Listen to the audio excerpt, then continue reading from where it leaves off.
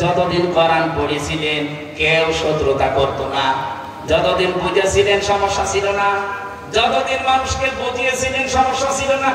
কিন্তু যখনই বলেছে না এই কোরআনে যা আছে এর বিরুদ্ধে আমি এদেশে কাউকে চলতে দেব না, কোরআনের বিরুদ্ধে আছে নবীকে গালি দেওয়া যাবে না, বলেন উনি যে এই ফতোয়াটা দিলেন যে না যারা নবীকে অপমান করবে তাদের ফাঁসি দেওয়া লাগবে, তখনই তাকে নাম দিয়েছে তেতুল হুজুর।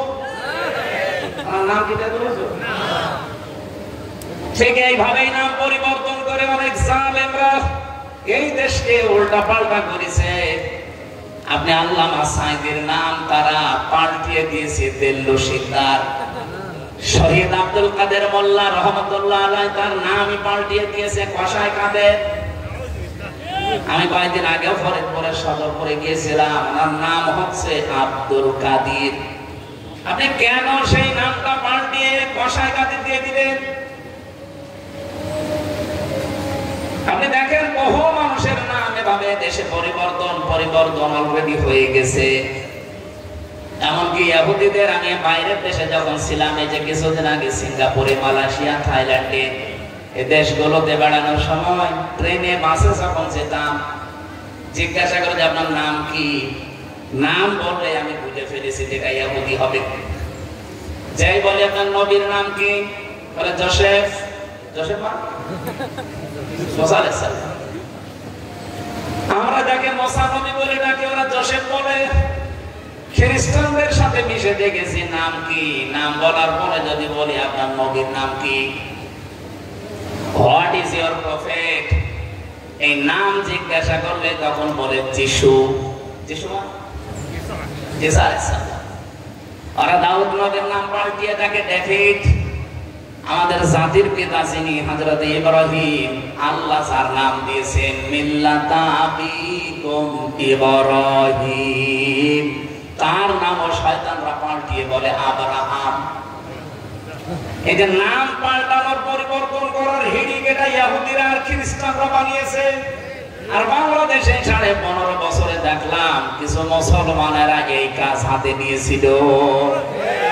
সব জায়গায় খালি নাম পাল্টা, যেখানে পাইনি নাম পাল্টা। বিমানবন্দরের নামও পাল্টিয়ে দিয়েছে। কি বিমানবন্দরের নাম পাল্টায়নি? কি করলেন এত নাম পাল্টিয়ে? কত টাকা খরচ করে সারা বাংলার বিভিন্ন জায়গায় এত নাম লিখে দিলেন, নাম তো নেই। যারে টাঙালেন তার চোখ মুখ উঠিয়ে ফেলেছে। আলা তালমিজু আনফুসাকুম ওয়ালা তানাবাসু বিল আলকাব বিসাল ইসমুল ফুসুক বা'দাল ঈমান ওয়া মান লাম ইয়াতুব ফাউলাইকা হুমুজ যালিমুন। তোমরা মানুষের নাম পরিবর্তন করে দিবা না। আমার তো মনে হচ্ছে এখন যাই 2-3 দিন আরম্ভ হয়েছে, আগামীতে আমার নাম হয়তো দেখবে পাল্টিয়ে ফেলেছে। আগস্টের 5 তারিখ যদি দেশে না আসতো আমার নাম এতদিন অলরেডি পাল্টিয়ে যেত। কত জায়গায় আমার নামও পরিবর্তন হয়ে গিয়েছিল পিসকে হুজুর। আমি কি পিসকে? এই যে নাম পরিবর্তনের হিড়িক এটা ইহুদি খ্রিস্টানদের। আমরা যে 4টা শর্ত বললাম আপনি নিজে নিজে এবার বলেন তো আপনি কি আসলে কোরআন তেলাওয়াত করছেন? বলেন। আপনি শুদ্ধ করে পড়েন, আমিও দেখতে পাচ্ছি এদেশে বহু আলেম ওলামা, বহু মাদ্রাসা খানকা থেকে এই প্রথম 3টা পাওয়া যায়, 4 নাম্বারটা পাওয়া তো চাই না, আরো বিরোধিতা করে। আমি নাম ধরেই বলছি, বড় বড় প্রতিষ্ঠান যেগুলো এদেশে তারা দিনের শিক্ষা ভালোভাবে দিচ্ছে, সত্যভাবে এটা মানি। তারা নিজেরা পড়ছে, বুঝছে, মানছে, কিন্তু জনগণকে যে মানানোর পরিবেশ দেওয়া লাগবে এই কাজে তারা নেই। আরো যদি কেউ বলে তখন বলে এটা রাজনীতি, ওর ভেতরে আমি নেই। কোরআনে কারীম পৃথিবীতে প্রতিষ্ঠা করা যদি রাজনীতি হয় তাহলে নবীজি ওই রাজনীতি করেননি। নবীজি যদি করে আপনি নবীর ওয়ারিস দাবি করছেন, সেই কাজে আপনি নিজেকে বলেন না আমি ওর ভেতরে নেই, আপনি নবীর উম্মত থাকেন কি করে?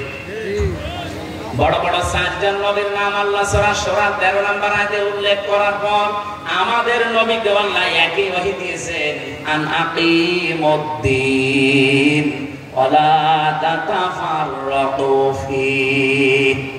হে নবী, আপনাকে আমি একই আদেশ দিলাম যে আপনি দিন কায়েম করেন, আর এই বিষয়ে কোনো মত পার্থক্য করবেন না। বাংলাদেশে এখন সময় আর সুযোগ এসে গেছে, সব বাদ দেন। যা চলছে এগুলো আমরা জানি, এগুলো ষড়যন্ত্রের অংশ। এজন্য সব বাদ দিয়ে মুসলমানদেরকে এই মুহূর্তে আমার মনে হয় এক হওয়া লাগবে। কোরবানির যতগুলো শিক্ষা আয়াত থেকে বের হবে, তার ভেতরে একটা শিক্ষা এই যে ফালাম্মা আসলামা ওয়া তাল্লাহু লিল জাবিন, এটা আসল শিক্ষা। আল্লাহ তার শব্দ দিয়েছেন ফালাম্মা আসলামা, কি বলছেন এটা? ফালাম্মা যখন আসলামা, দুইজনেই রাজি হয়েছে, এগ্রি হয়ে গেছে, দুইজনে যখন সম্মত হয়েছে, আতাল্লাহু লিল জাবিন, আর জবাই করার জন্য ছেলেকে কাঁধ করে ফেলেছে। আল্লাহ পাক কিন্তু সরাসরি ইব্রাহিমকে আদেশ দিতে পারতেন ছেলেকে জবাই করে ফেলো, কিন্তু তা করেননি। উনি স্বপ্ন দেখিয়েছিলেন। কি করেছিলেন? আল্লাহর উদ্দেশ্যে ছেলে ছেলে জবাই হবে তা না, স্বপ্নের মাধ্যমে যেটা পর্যন্ত দেখিয়েছি, এ পর্যন্ত আমার খলিল যদি পালন করে আমি আল্লাহ কবুল করে নেব। স্বপ্নে উনি দেখেছিলেন ছেলেকে জবাই করছেন, ছুরি চালাচ্ছেন, শুধু জবাই করে ফেলেছেন এমনটা তিনি দেখেন, তিনি ছুরি চালাচ্ছিলেন। এটা তাফসীরে ইতকানের বর্ণনা। মুফাসসির বলেন হযরত ইব্রাহিম তিনি জবাই করে আলাদা করে ফেলেছেন না, উনি শুধু ছুরি চালাচ্ছিলেন, এইটা দেখেছিলেন স্বপ্নে। আল্লাহ তাকে বোঝাতে চেয়েছিলেন যে আমি সরাসরি ইব্রাহিমকে বলতে পারতাম ছেলে ধরো জবাই করে দাও, না, আমি স্বপ্নে দেখিয়েছি। আমি জানতে চেয়েছি আসলে তোমার মনটা আছে কিনা, এই মনটাই আমি আল্লাহ দেখতে চাই। এখানে দুইজন যখন তোমরা রাজি হয়ে গেলে, ফালাম্মা আসলামা, আমি আল্লাহ ওই সময় বুঝে ফেলেছি যে আমার স্বপ্ন বাস্তবে রূপ দিয়ে ফেলেছো। قد صدقت الرؤيا إنا كذلك نجزي المحسنين। এখান থেকে আমি কয়েকটা শিক্ষা বের করেছি তাফসীরে। এক নম্বরে, এই বাংলার জনগণের ভেতরে যারা দায়িত্বে আছেন, এখনো প্রায় 1628 জন মানুষ দায়িত্ব পালন করছেন। আমরা চাই এখন থেকে এই কোরবানির 21 দিনের ভেতরে আপনারা শিক্ষা নেবেন, ইব্রাহিম নবীর মতো আমরা সবাই আল্লাহর বিধান পালন করার জন্য বাবার ভূমিকায় অবতীর্ণ হব। কথা বলেন না কেন? আর 18 কোটি জনগণ আমরা যারা আছি, দল মত জাতি বর্ণ ধর্ম সব ভুলে যান। এই দেশে 21 দিনের এই শিক্ষাটা এখনই নেওয়া লাগবে যে আমরা ইসমাইলের মতো সন্তানের ভূমিকায় আমাদের গলা, আমাদের জীবন পর্যন্ত এগিয়ে দেব। কথা বলে না কেন? যদি সত্যি ইব্রাহিমের ভূমিকায় ওরা আসতে পারে, যারা দায়িত্বে আছে তারা, জনগণ আমরা যদি ইসমাইলের ভূমিকায় যেতে পারি, দুইজনে রাজি না হলে কিন্তু আল্লাহর বিধানটা পালন করা সম্ভব হতো না। ইব্রাহিম নবী যদি বলতেন ঠিক আছে আমি জবাই করব, আমি আল্লাহর বিধান পেয়েছি, ইসমাইল নবী যদি বলতেন না আমি জবাই হব না, আমি দৌড় দিলাম, বলেন তো আল্লাহর বিধান পালন হতো? ইসমাইল নবী যদি বলতেন ঠিক আছে জবাই করেন, আমি শুয়ে পড়লাম, ইব্রাহিম নবী যদি বলতেন না আমার 86 বছরের বয়সের সন্তান, বড় আদরের ছেলে, আমি জবাই করব না, আল্লাহর বিধান পালন হতো? ও বাংলার মুসলমানেরা, সময় এসে গেছে অবতীর্ণ হওয়ার, হয় ইসমাইলের না ইব্রাহিমের। দ্বিতীয় প্রশ্ন হচ্ছে, ইব্রাহিম নবী কেন সন্তানের কাছে জিজ্ঞাসা করতে গেলেন? বিধানটা তো আল্লাহ, আল্লাহর বিধানের চাইতে সন্তান বড় হতে পারে? বলেন বলেন, আমাদের কাছে হতে পারে সে একজন নবী, নবীর কাছে তো দুনিয়ার সবচাইতে বড় সম্পদের নাম আল্লাহর বিধান। উনি আল্লাহর বিধান পাওয়ার পরও কেন সন্তানকে জবাই করতে যাওয়ার আগে অনুমতি চাইলেন? ইয়া আবাতি ফাআল মা তুমার, হে আমার কলিজার টুকরা সন্তান, আমি স্বপ্ন দেখেছি তোমাকে জবাই দিচ্ছি, এখন তোমার রায় বলো। তিনি ওর রায় এইভাবে দিয়েছিলেন যে আমার সম্মানিত পিতা, সম্মানিত পিতা, আপনি যে আদেশ পেয়েছেন আপনি আদেশটা পালন করেন। আমি জবাব পেয়েছি তাফসীরের ভেতরে এভাবে, হযরত ইব্রাহিম তিনি সন্তানের কাছে অনুমতি নেওয়ার জন্য গিয়েছিলেন এই কারণে কারণ তিনি ভালোভাবে জানতেন যে আমার সন্তান কেউটাও সাধারণ না, এ তো বেড়ে উঠতেছে অসাধারণ ভাবে। কিন্তু আল্লাহর কাছে আমি ৮৬ বছর একাধারে দোয়া করে এই সন্তানটা পেলাম। ৮৬ বছর একাধারে তিনি দোয়া করেছিলেন, রব্বি হাবলি মিনাস সালিহিন, হে আল্লাহ তুমি আমাকে একটা নেককার সন্তান দান করো। আল্লাহ ৮৬ বছর পরে জবাব দিয়ে বলেছিলেন, ফাবাশশারনাহু বিগুলামিন হালিম, আমি তোমাকে হালিম দিলাম। এ হালিম মানে চাচা হালিম, মামা হালিম, কি হালিম? এমন সহনশীল বান্দা তোমাকে, এমন সহনশীল বান্দা তোমাকে আমি দান করলাম, সহনশীল পুত্র। হযরত ইব্রাহিম এইটার জন্য তিনি অনুমতি চেয়েছিলেন সন্তানের কাছে যে কেমন হালিম আমি পেয়েছি দেখি, ওকে আসলে সহনশীল, আসলে ধৈর্যশীল কিনা। অনুমতি চাওয়ার সঙ্গে সঙ্গে জবাব দিয়েছেন, দেখেছে তিনি বলতে পারতেন সাতাজিনুনি ইনশাআল্লাহ মিনাস সাবির, আমি একমাত্র ধৈর্যশীল, আপনি আমাকেই পাবেন না। সাবিরিন বহু বছর দিয়েছেন, এখানে দুইটা অর্থ বের হয়।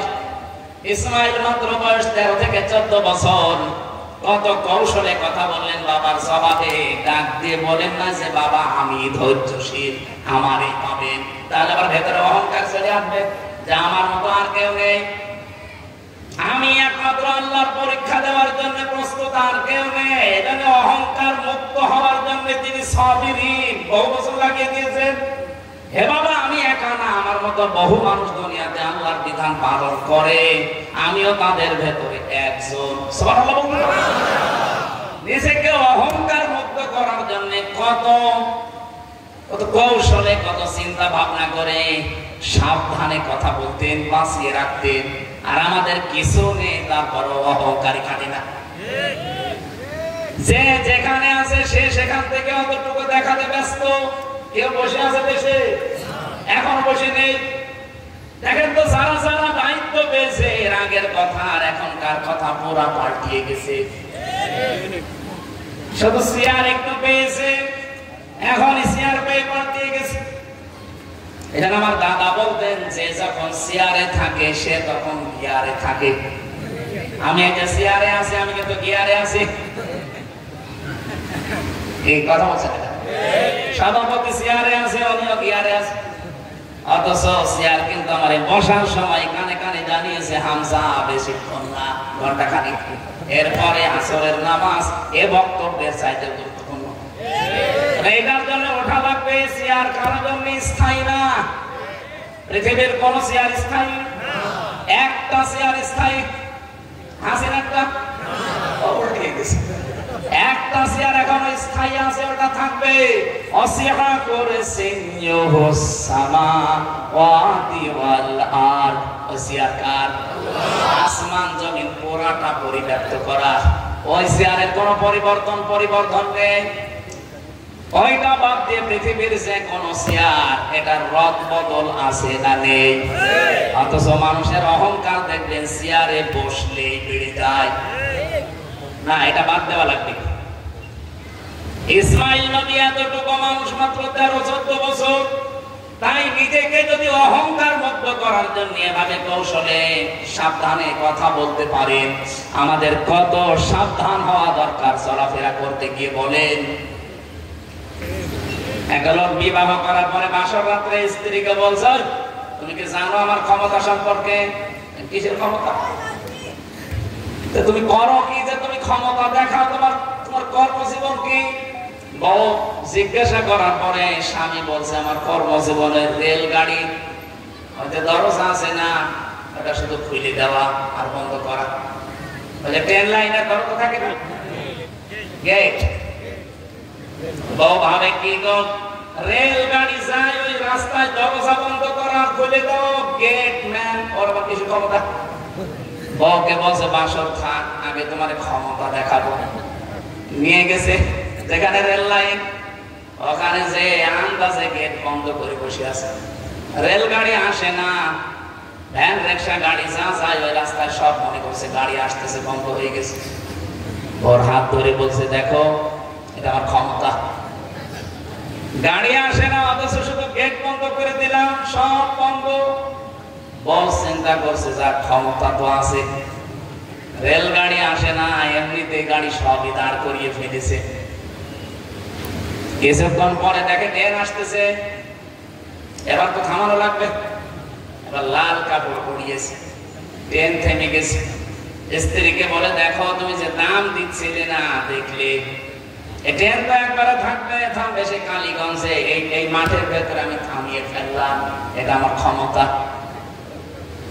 স্ত্রী মনে মনে ভাবছে, আল্লাহ তুমি কার ঘরে পাঠালে, এটা ক্ষমতা করে বাসে না। কিছুক্ষণ পরে ট্রেনের ড্রাইভার নেমে এসে বলছে, এখানে কোনো বিপদ না, রেল লাইন কাটা না, গাড়ি থামাই দিয়ে। আমার এই বউ বিশ্বাস করছিল না আমার ক্ষমতা আছে, ওদের দেখালাম। ট্রেনের ড্রাইভার টেনে গানের নিচে তুই চড় দিয়েছে। গুরুত্বপূর্ণ লোক ট্রেনে আছে, জায়গায় যাবে, আমি বউ খুশি করার জন্য আর কি মারব। ট্রেন নিয়ে গেছে চলে, আর বউ ডাক দিয়ে বলছে, ওগো তুমি গেট বন্ধ করে দিলে, গাড়ি ঘোড়া সব থেমে যায়, বুঝলাম। তুমি লাল কাপড় উড়িয়ে দিলে, ট্রেন থেমে যায়, তাও বুঝলাম, কিন্তু ওই লোকটা তোমার চড় দিল কেন? বলছে, ও দেখিয়েছে ওর ক্ষমতা, আমি দেখালাম আমার ক্ষমতা। এই ক্ষমতা দেখা দেখি চলছিল, এখনো চলছে। কথা বলছে, নাম ধরা লাগবে। কেউ বসে আছে, কেউ বসে নেই, যে যেখানে আছে সে ওইটুকু ক্ষমতা দেখায়।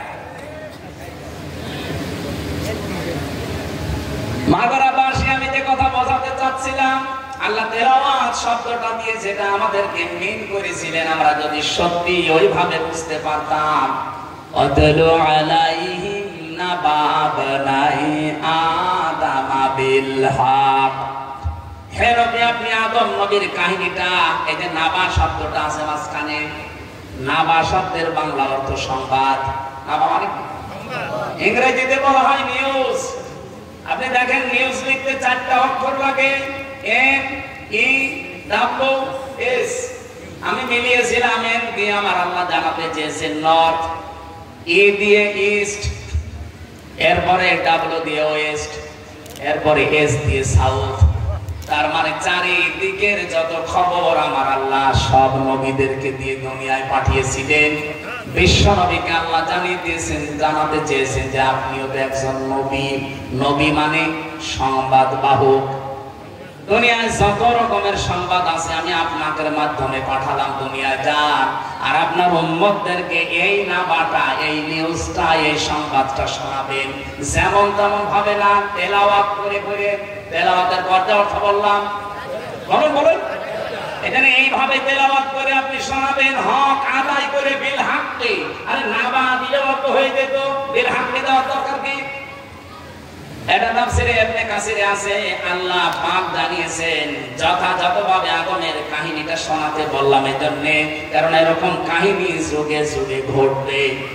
এবার রবা কুরবানা ফাতুকবিলা মিন আহাদিহিমা, তারা যখন পেশ করেছে তাদের কুরবানিটা, ওই যে নিয়ম বললাম চাটিয়ার ময়দানে, একজনেরটা কবুল হয়েছে আর একজনেরটা হয়নি।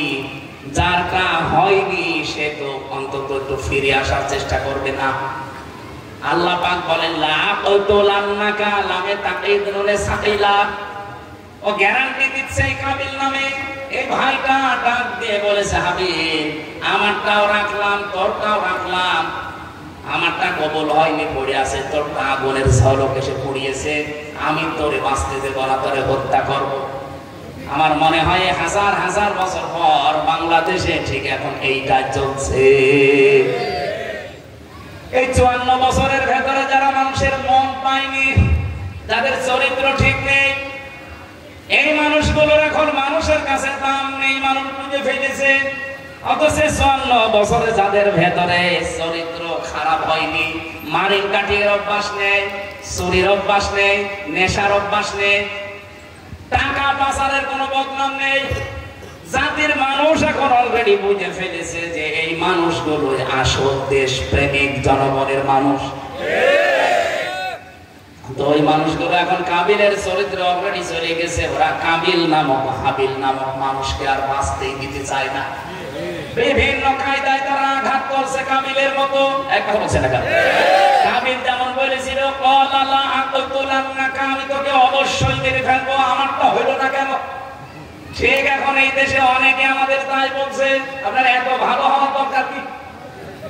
এই কথা বলছেন আপনি তাকান, ওরা ঠিক এই কায়দায় কাবিলের কথা বলছে, কাবিলের রূপ ধরেছে। নাই তো আপনি ৭১ কোন কারণে টেনে এনে আমার শোনাবেন? আমি কি ৭১ জন্ম নিয়েছি? বলেন। ৭১ সালে তো আমার বাবা জন্ম হালকা পাতলা নিয়েছে,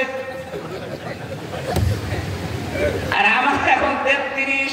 আমার বাবা আমার খুব বেশি হলো না, ২০-২১ বছরের বড় হবে। ৫৪ হোক, তো ওই বয়সে কেবল মনে হয় উনি পেটে এসেছিলেন।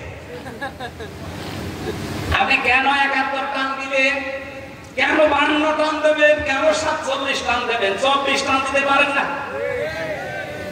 আপনি যদি আমাদের কিছু শোনাতে চান, ২৪ শোনান, কারণ এর সাথে আমরা সম্পৃক্ত, এর সাথে আমরা পরিচিত। ৭১-এর সাথে আমাদের পরিচয় অনেক, কারণ ওই সময় আমরা দুনিয়ায় আসি নাই। এমনকি যে লোকটা উপদেষ্টা চেয়ারে বসে কথাগুলো বলে, আমার মনে হয় ৭১ সালে ওর জন্ম হয়নি। এগুলো বলেন কেন? আমি যতই বলবেন এর সাথে, কিন্তু এখন আর ওই আগস্টের ৫ তারিখের আগে নেই, এখন অলরেডি মে মাসের ১৫ তারিখ চলছে, সব বুঝে ফেলেছে। কাবিল ওই সময় বলেছিল আমি তোকে বাঁচতে দেব না, মেরে ফেলবো, কারণ তোর কারণে মনে হয় আমারটা কবুল হয়নি, তোদের কারণে দেশের লোক আমাদের আসল চরিত্র জেনে ফেলছে। আপনি মিলান খাবের কাবিল যাচ্ছে না? যা করেছিল হাবিল আর কাবিল, এখনো এই যুগে ঠিক হাবিল কাবিল আছে না? কিন্তু হাবিল যেটা জবাব দিয়েছিল, বাংলাদেশে আমরা যারা সত্যি একামতে দিনের কর্মী, আমাদেরও জবাব ওইটাই, ক্বালা ইন্নামা ইয়াতাকাব্বালুল্লাহু মিনাল মুত্তাকিন। হে ভাই কাবিল, আপনি যত আমাকে মেরে ফেলার হুমকি দিন, আমাকে মেরেও ফেলতে পারেন, কিন্তু শুনে রাখেন, ইন্নামা, ইন্নার পরে যদি মা আসে, বাংলা অর্থ দাঁড়ায় একমাত্র, কেবলমাত্র, শুধুমাত্র, সুতরাং না, হবেই হবে, এরকম বাংলা অর্থ পেয়েছি আমি অনেকগুলো। আপনি শুধু ইন্না দিলে অর্থ হয়ে যেত, মা দিয়ে নির্দিষ্ট করে দিলেন। হাবিল ডাক দিয়ে বলেছে, ভাই শুনে রাখেন, অবশ্যই একমাত্র, শুধুমাত্র, কেবলমাত্র মুত্তাকি যারা, তাদেরটাই আল্লাহ কবুল করছে এবং করবে। কব্বালুল্লাহ বলতে পারতেন, এটা কব্বালু লাগিয়ে দিলেন মোজারে, বর্তমান, ভবিষ্যৎ, প্রেজেন্ট, ফিউচার। মাগরাবাসী এখান থেকে কোরবানির শিক্ষায়, যদি কোরবান সামনে আপনি কবুল করাতে চান আল্লাহর দরবারে, মাস্ট বি আপনাকে মুত্তাকি হওয়া লাগবে, তাছাড়া কোরবানির সামনে কবুল হচ্ছে না, হবেও না।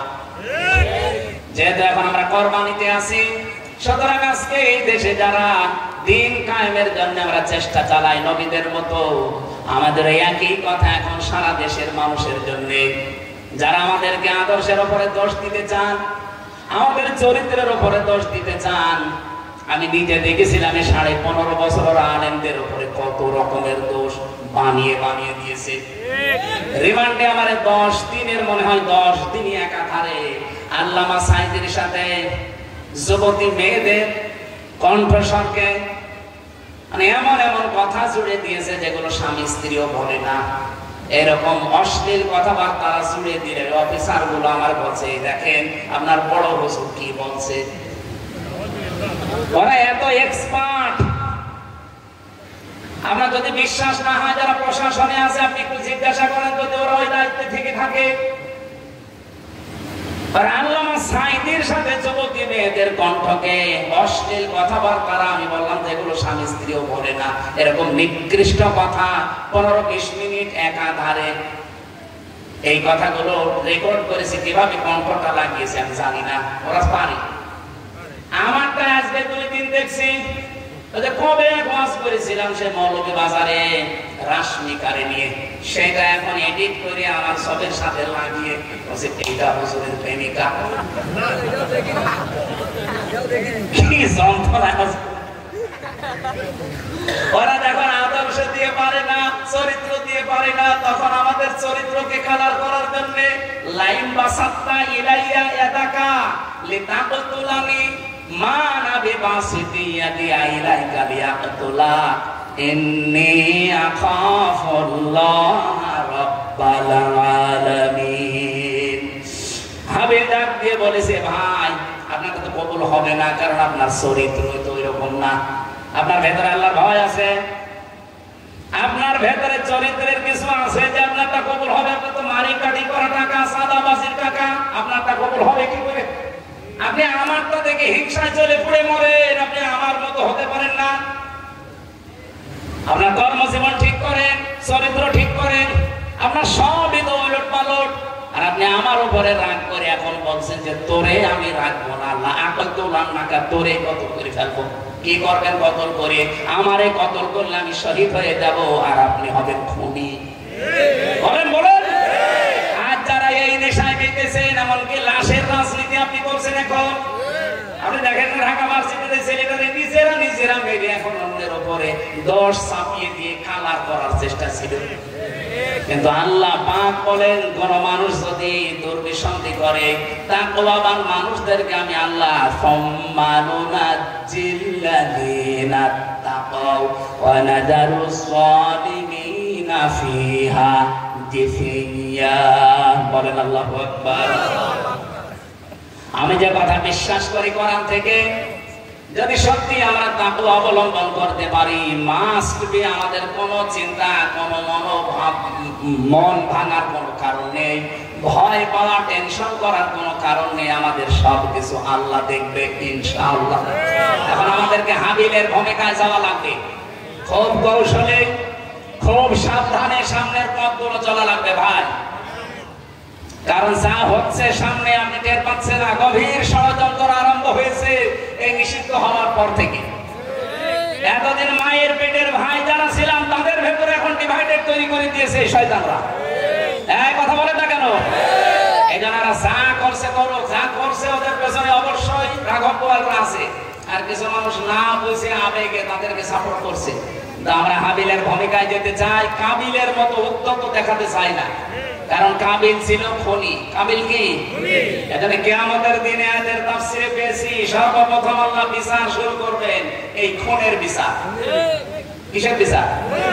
খুনের বিচার আরম্ভ হবে সর্বপ্রথম। কাবিলকে আল্লাহ ডাক দিয়ে বিচারের কাঠগড়ায় দাঁড় করাবে। আর কাবিলের পথ অনুসরণ করে যারা অবৈধ হত্যা দুনিয়ায় করেছেন, তারা ওই কাতারে থাকবে। আমার মনে হয় কিয়ামতে আল্লাহ কাবিলের কাতারে হাসিনাকেও দাঁড় করাবে।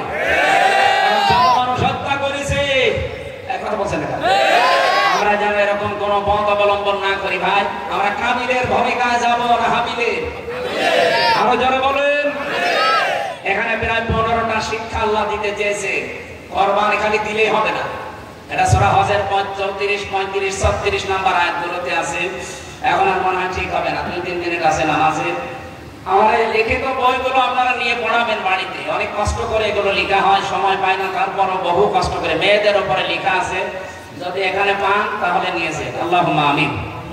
লা হাওলা ওয়ালা কুওয়াতা ইল্লা বিল্লাহিল আলিয়্যিল আযীম। আল্লাহুম্মা গফিরলি ওয়ারহামনি ওয়াহদিনি ওয়াফিনি ওয়ারযুকনি ইয়া রাব্বাল আলামিন। আল্লাহ আলামিন এতিমখানা মাগুরা কোরআনে কারিমের এই সুন্দর অনুষ্ঠান সাজিয়েছে, প্রতিষ্ঠানটা কিয়ামত কায়েম করে রাখো। যারা এর দায়িত্বে আছে, এতিমদের দায়িত্বে আছে, তোমার নবী জানিয়েছে এতিমের মাথায় হাত দিলে যে কয়টা চুল পড়বে অতগুলো সওয়াব পাওয়া যায়। যারা এখানে এতিমের দায়িত্ব পালন করছে, এদের তুমি নিজেই হামি ও নাসির হয়ে যাও। এই মাহফিল বাস্তবায়নের জন্য যারা শ্রম দিয়েছে, স্বেচ্ছাসেবক এই কমিটির ভাইদেরকে মঞ্জুর করো। প্রশাসনের যে ভাইগুলো আজকে পাহারা দিয়েছে, আল্লাহ তুমি তাদেরকেও পাহারাদার হয়ে যাও। সম্মানিতা মা বোনদের জন্য আলাদা করে কিছু বলতে পারলাম না, তাদেরকে খাদিজাতুল কুবরার মতো বানিয়ে দাও। মাহফিলের প্রধান অতিথি জনাব আব্দুল মতিনকে কবুল করো। সম্মানিত সভাপতি অধ্যাপক এমবি বাকের সাহেবকে মঞ্জুর করো। যত আলেম ওলামা এসেছে, আলেমদেরকে আলেম হিসাবে তুমি মেনে নাও। এ মাগুরার মাটির নিচে যারাই ঘুমিয়ে আছে, কোরআনের ইজ্জতে তাদের মাফ করে দাও।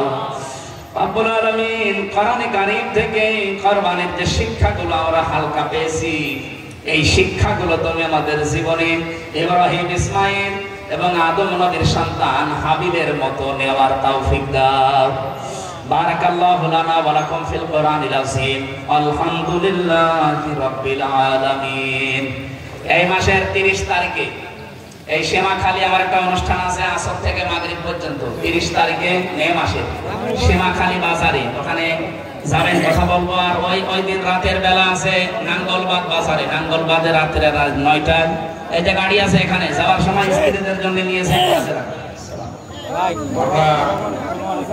আলামিনিয়া থানার পক্ষ থেকে আমাদের মুফাসসিরে কোরআন মুফতি মাওলানা আমির হামজা সাহেবকে অফুরন্ত ধন্যবাদ জানাই। আল্লাহর কাছে তার উত্তম জাযা কামনা করে, তার হায়াতে তাইয়্যিবা দীর্ঘ হোক এই কামনা করি। এখানেই নামাজ হবে, এখানেই নামাজ হবে, আজানের পরেই নামাজ হবে। এখন ওইভাবেই করা যাবে না।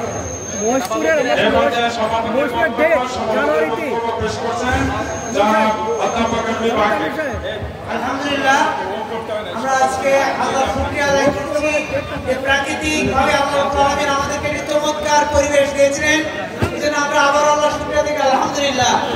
আজকে আমি মনে করি আজকে আমাদের প্রধান আকর্ষণ, প্রধান বক্তা তিনি চমৎকার হবে আজকে তিনি বক্তব্য আপনাদের সামনে রেখেছেন। এই জন্য আল্লাহ তাআলার কাছে মাঝখানে হায়াতে তাইয়্যিবা কামনা করছি। এবং এখানে নামাজ হবে 5:30টায়। আপনারা সকলেই জামাতের সাথে নামাজ পড়ে আমরা যাবো ইনশাআল্লাহ। আর মাহফিলের বাস্তবায়নের জন্য যারা শরীক হতে পারেন নাই, তারা স্টেজে, আপনারা যে যা শরীক হতে চান স্টেজে দিয়ে যাবেন। আমাদের মাহমুদ ভাই, রকিব ভাই, গফর ভাই আছেন, আশরাফ ভাই আছেন, এরা দিবেন। সবাইকে ধন্যবাদ। আমার ইনশাআল্লাহ আগামী বছর আমরা এভাবে আয়োজন করবো, আপনারা সাড়া দিবেন। সবাইকে ধন্যবাদ জানিয়ে আজকের এই তাফসীরুল কুরআন মাহফিল আমরা সমাপ্তি ঘোষণা করেছি। আসসালামু আলাইকুম ওয়া রাহমাতুল্লাহ।